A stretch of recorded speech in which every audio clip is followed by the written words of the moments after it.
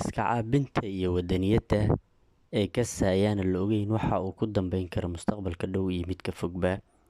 Waxaa muuqato in rajo mugdi ah ay galaysay gebi ahaanba rajadii laga qabay waxa la yiraahdo BOP ama Board of Peace oo Donald Trump uu usbuucani ku dhawaaqay.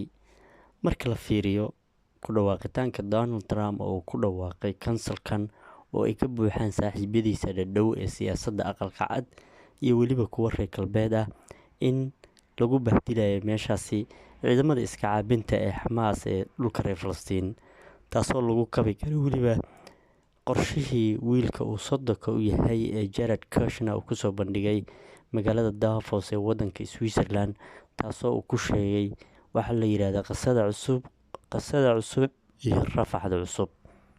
So we did a master plan. We brought in, I think, Yakir Gabay, who's one of the most successful real estate developers and brilliant people I know. He's volunteered to do this, not for profit, really because of his heart. He wants to do this.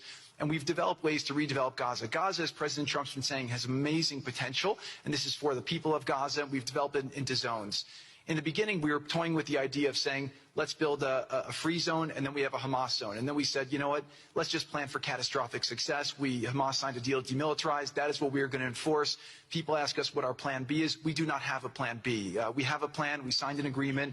We are all committed to making that agreement work. There's a master plan. We'll be doing it in phasing. In the Middle East, they build cities like this in 2-3 million people. They build this in 3 years. And so stuff like this is very doable if we make it happen.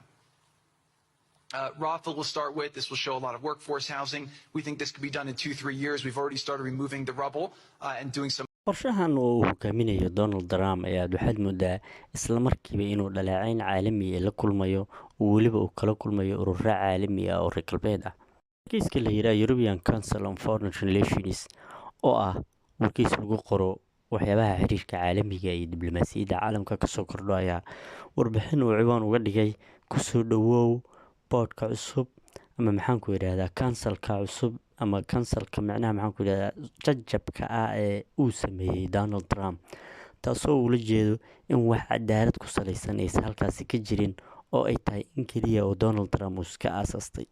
Warbixinta waxaa xiisaha u yeelay waxay tahay Donald Trump oo markii ugu horeysay madax uu casuumay oo warqad u diray oo inay ururkan ka mid noqdaan oo uu casuumad ugu diray oo haddana asaga oo xanaaqsan ama hadalla madaxdaasi qaarkood ay ka yiraahdeen Davos ugu xanaaqsan oo haddana kala noqday casuumadii.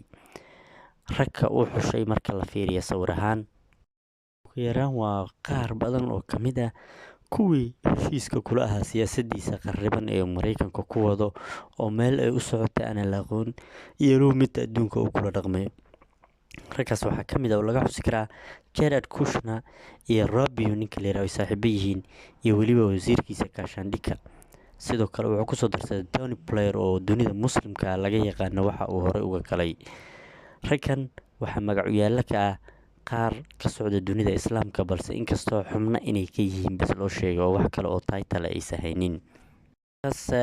iyo qaybo badan oo ka mid ah dhulka kooxaha wax iska caabinta ee reer Falastiin ama dhulka reer Falastiin waxaa muuqata inuu kaliya dagaal uu hadda abaabulayo Donald Trump iyo wiilka uu sodonka u yahay isla markaana aan la saadaalin karin waxa ka soo bixi kara mustaqbalka.